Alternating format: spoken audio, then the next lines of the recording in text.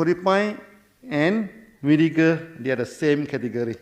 Our body only produces 50% of the enzyme.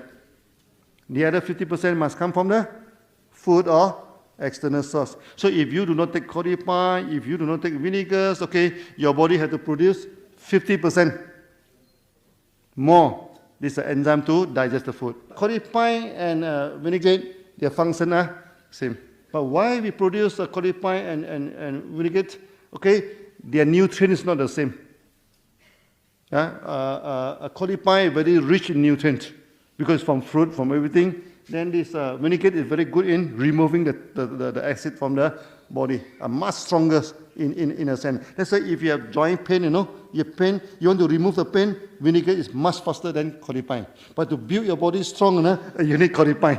Depend on your need. You want to have a good energy, performing well, cordypin. You want to remove all the acid from your body, vinaigrette. Okay, but the best solution is mix these two together and drink. That's the best solution.